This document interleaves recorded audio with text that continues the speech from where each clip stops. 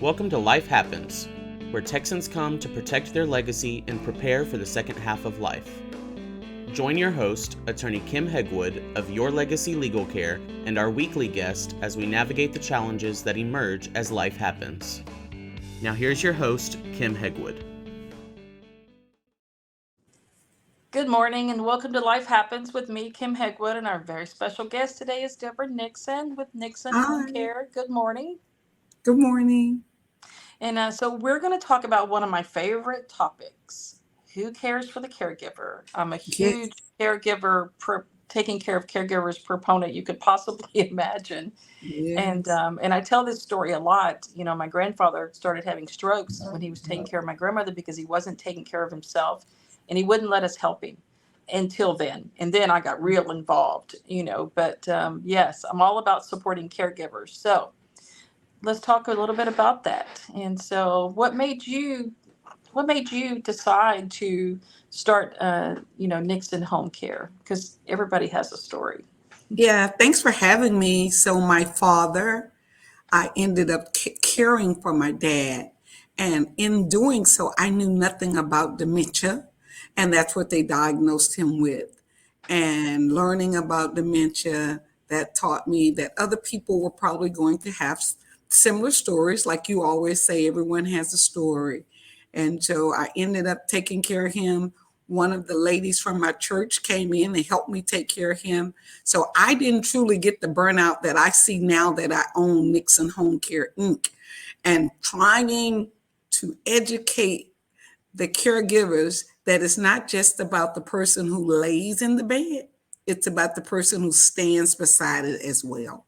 So that's why for our 2024 resolution, caring for the caregiver, not just the person in the bed. And so, well, that's a very good motto for the year. And so, most definitely, because we see caregivers all the time in my office, and they don't take care of themselves like they should. So, I'm a little more blunt than most attorneys when it comes to going. Do you need, have you slept lately? What can we do? Do you need respite? Things like that. What can we do to make it easier for you? I had to have this conversation with the guy, with one of my clients, and because I'm like, well, what hobbies do you have? Well, I don't have any hobbies. I worked and then retired, but I always wanted to learn to play an instrument. Perfect. Let's sign you up. Yes, so, yes. I can appreciate that, but today we're kind of doing something a little different when we're talking about taking care of caregivers. And so we're talking about something that a lot of people don't know that are out there, and that's the adult daycare. Yes. And so what inspired you to adopt that particular model in your home care? So when I met a young lady by the name of Aurelia Scott, she was a registered nurse, a friend of the family. She told me about adult daycare. Never heard of it. And as I tell people right now, 25 years later, I still run into people who don't know about adult daycare. It's the world's best hidden, affordable secret. So you can bring your loved one to the adult daycare either 5 days a week, 1 day a week, 2 days a week. And it's so affordable versus having someone coming to your home. You bring them to the adult daycare, just like childcare. So they come in the morning, they get breakfast, they get lunch, they get a snack. They have an opportunity to speak to other people that have the same thing, the arthritis, the hypertension, the cholesterol. So it's just I like to say that we were not meant to be an island, but we were meant to be around others. And during the pandemic, when everything shut down, we were still open. So I have to always share that people continue to use our service and bring their loved ones during that time of the COVID and the pandemic. So it really worked out well. And I always like to say the world's best kept secret adult daycare, not for child, but for adults.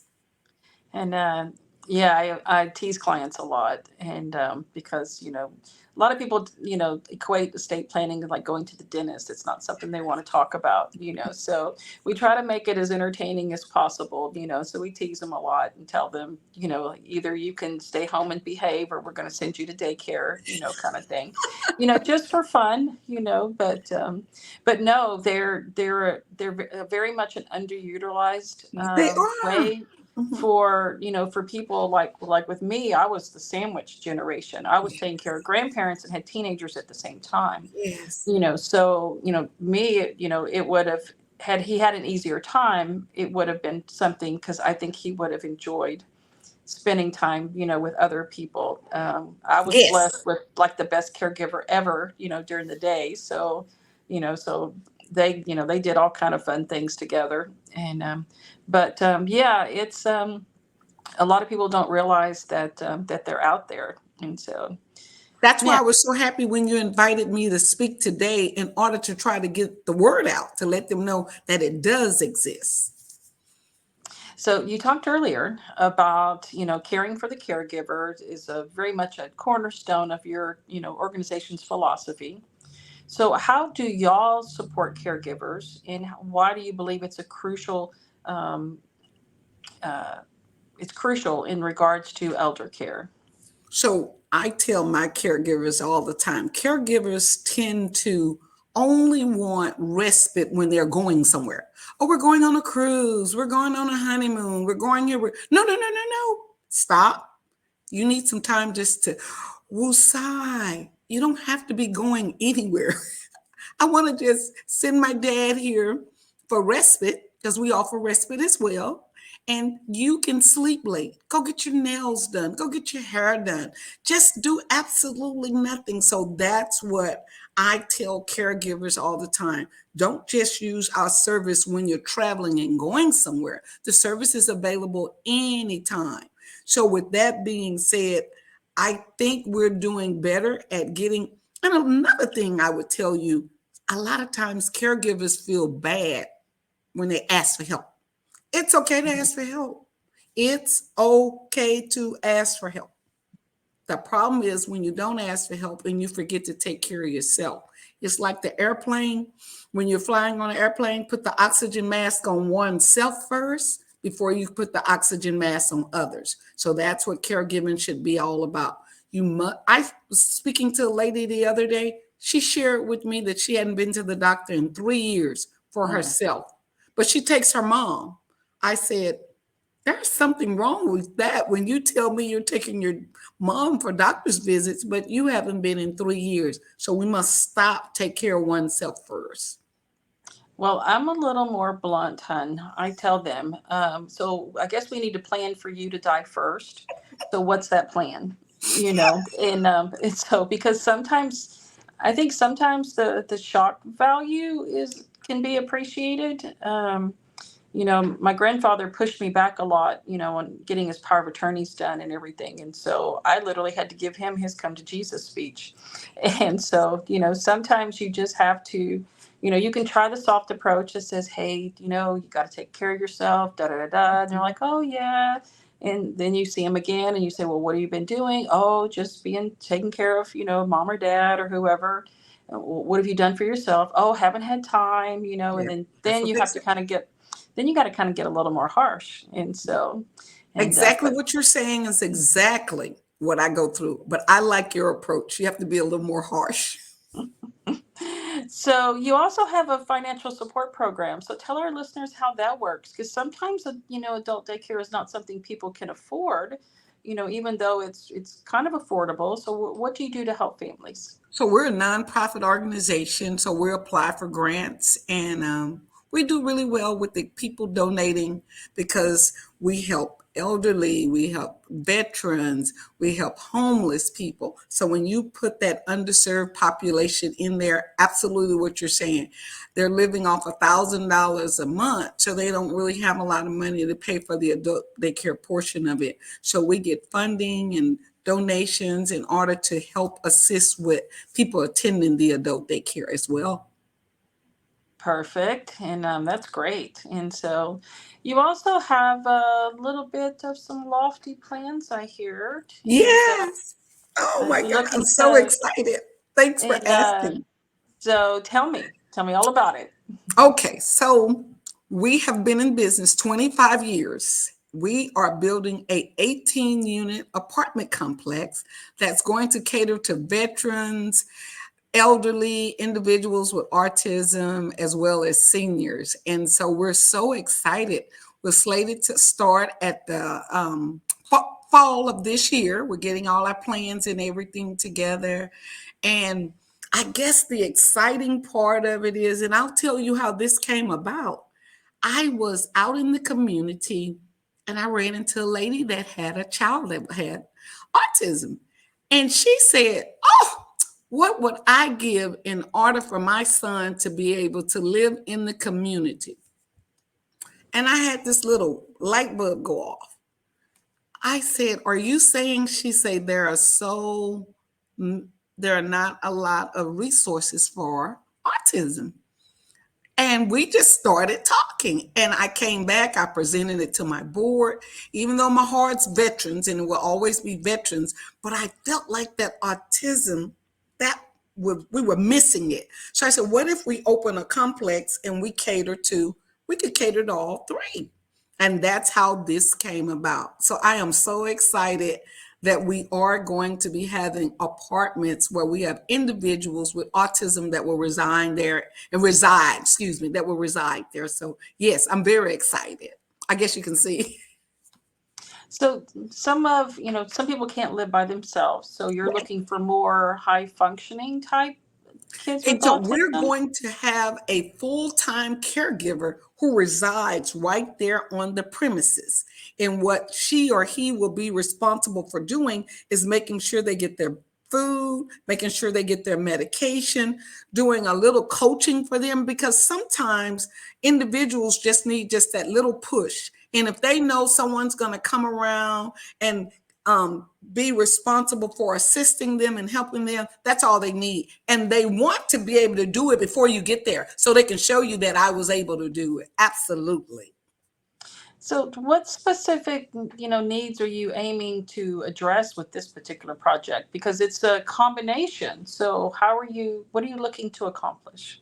I guess when you look at the autistic or my individuals that will have autism, them getting out of the home from living with their parents or living with their loved one to coming and living independently with us, learning how to make the bed, they will have hot plates in their room. So if they're capable, we can teach them how to use that hot plate, how to make their own coffee in the morning. Some of them will have higher functioning enough that we can put their medications in a pill caddy if they're high function enough to comprehend. So today is Friday. What time is it? Okay, open it up and get your meds, AM meds. Then open it up and get your PM meds. So that's what I'm looking forward to doing with those individuals, teaching them how to live independently on their own.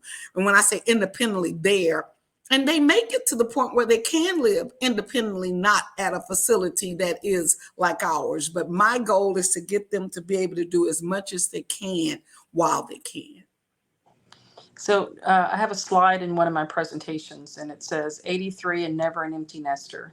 Yes. And Yes. because it talks about, and I encourage parents to think about moving their children while they're alive and well, to whatever place they think they're going to go, or, to try it out. Because I think, wouldn't you feel so much better knowing that, you can visit, they can visit, but they're going to be in a good place, when you're no longer able to take care of them, so because I think the transition during lifetime is so much better on the child than occurring at death, because that's very traumatic. Thank you so much, Kim. That if nothing else that your listeners get from my presence here today, it was what you just said. They're already going through a traumatic loss with the loss of whomever the caregiver was. Now you're moving me from this surroundings that I'm used to and accustomed to. I lost my loved one. Now you're putting me in a strange place. A lot of times that doesn't go well. Versus if I take you and I put you there now, my mom, my dad, my loved one comes in and I get used to being here, get used to those individuals here. It is so much better of a transition than it occurring when someone passes or dies. Yes, I'm a firm believer in that. And I just think it's very traumatic, for a child, and I say child, I don't care if they're 50, they're still our kids. And, But a lot of times, I had, told one client one time, I said, just tell them they're now old enough to live in their own apartment, and so they're, so they can go hang out, and you're going to visit, and then come home, and everything's good. But it's time they're, that they're old enough now, so whatever they need, kind of things to understand. I say, because I have a lot of clients that don't have people that can take their children, or want to take their children. So finding good placement ahead of time and making sure that it's a good placement is always necessary. And I like to say, it's not about if, but when. You are going to need this service.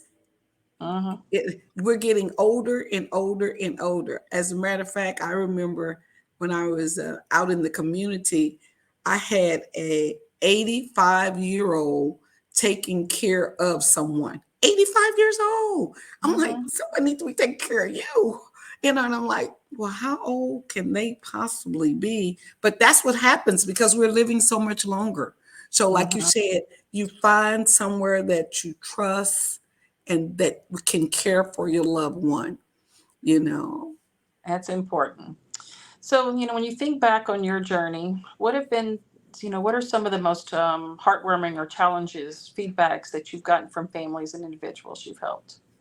So I'll give you the one that was most recently, and then I'll give you the most recent one was we did a caregiver symposium, and the young lady cares for her brother. And she indicated to me that this was the best thing that could have ever happened because she originally was going to bring her brother every quarter. I'm going to bring him every quarter. Now she sends him every month. She said, this is the best thing that on a weekend, once a month, I know that I can sleep in and it's about me.